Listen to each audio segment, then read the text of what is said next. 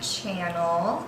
If you haven't already, please go down below and hit the red subscribe button and make sure you press the thumbs up and like this video. That would mean a great deal to me and I really appreciate it. So if you know me already, you know that I'm a little bit weird and obsessed with like pimple popping and acne. Yeah, I know it's gross. Everyone has something, right? Like either they bite their nails or pick their toenails off, or I don't know, do something weird. But like if someone has a like massive whitehead just hanging out on their face, I can't sleep. Like if I see them like randomly, I know it sounds mean, I can't help it, it's just how my brain works, but I can't sleep. Like I just think about it all night long and like hope that they popped it, because like I just don't understand. Like they just leave it there to hang out and it's like, I don't know, like why? But anyhow, so I'm obsessed with like Dr. Sandra Lee. She's a beautiful Asian woman who, if you don't know already, she gets millions of views on YouTube because people actually like to watch her clean up acne and use her tools to pop cysts and whatnot. Now I can't go too crazy because like a lot of the cysts and stuff like really gross me out, but just like the blackheads or surface acne, I sometimes watch those videos right before I go to sleep at night, and it's weird, it's calming and it keeps me like leaving my face alone, because I'm the type of person that will find something on my face that nobody else could possibly see but me if I was like this close to the mirror. So it's a little ridiculous and I'm a little bit of a freak about that kind of stuff. And I've studied it so much that like I can answer a lot of your questions about the different types of acne and how to pop a pimple the same way like Dr. Pimple Popper would do it. And by all means, I am not a doctor, so I'm not a dermatologist, I don't have an esthetician license, anything like that. This is just my personal knowledge from studying up on other doctors and videos and whatnot, and also just my personal experience from treating my own skin and my teenagers, and just what I do, little hacks and things that I do to help keep my face clear and pretty much remove a pimple when necessary, and then know to leave it alone when like you need to leave it alone. So like basically, let's start off with talking about like an undergrounder pimple is what I call it, and the actual term would be cystic acne. It's something where, you know, you feel that swelling and that huge like lump under your skin start to form, and you know something's under there and it drives you crazy and it hurts and you just want to pop it and get rid of it.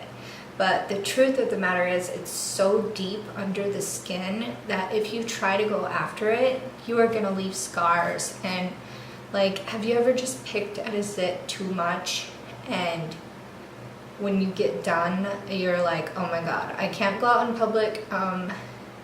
Like somebody's going to ask me if I got in a car accident, what happened to your face, you know? Well, I've done that a few times where I've just like picked at my face too much and I've tried to get something out that really needed to be left alone. So just remember, if it's deep under the skin like that, just leave it alone. And you know, they would tell you you can put like a hot washcloth on there to try to bring it to the surface and just keep it clean and keep washing it every day. And you can do that, but a little trick that I learned is putting an ice cube on there. And I mean, this is just from my personal experience, and I've had my teenagers do it too. It really brings the swelling down, because when you get an undergrounder, as I call it, It's because a zit actually came open under the skin and leaked stuff out and caused swelling. It's gonna swell up and feel really sensitive, and it's gonna feel like there's a lot of stuff in there. And in order to bring the swelling down, I've used like a little ice pack or an ice cube and just held it on there every day for a few minutes, and it goes away. So try that. It might work for you too. It definitely worked for me. Okay, so if you have like a whitehead that's on the surface and it's like ready to come out, okay, you don't want to sit and use your fingernails to pick and prod because you're going to leave marks. So if you order a tool online, I suggest ordering a like solid stainless steel tool, and this will help you get the pimple out easily without scarring and just digging forever. So if you get something like this, like I made a mistake before and got like this copper cheap Pimple Popper, and it did not work at all. Like, it does nothing. It looks the same as my others, but because of what it's made of, it does nothing. The only thing that you could use is this little like needle on the end to open it up.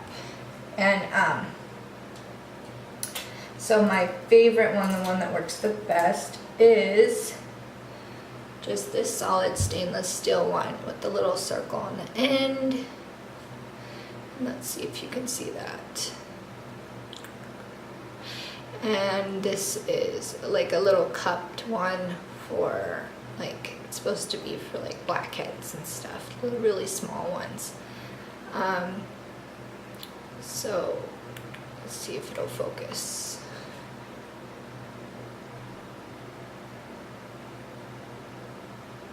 Okay, so I typically like to use this one for everything. It really does the trick, and it's like a solid stainless steel. They also have these that look like tweezers, and you can, let's see, so they're just like little tweezers, and these are good for like those little blackheads, and you can just push and then pull it out. So basically, when you're using these tools and when it's not open, like for instance, whitehead, it's gross, I know, but hey, it's informative.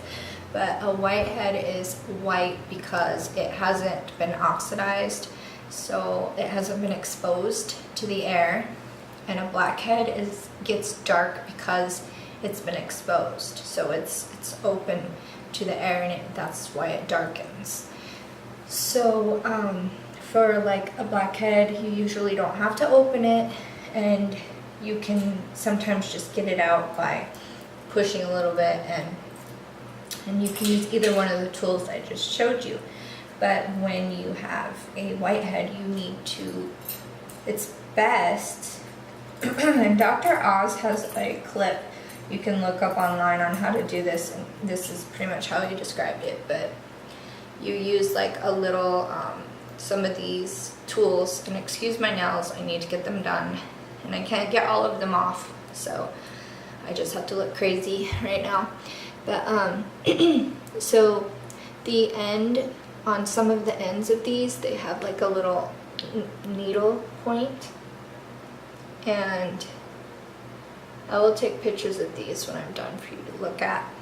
And so you won't go in to the skin directly, of course. You're just going to barely go on the surface and open it up, like diagonally.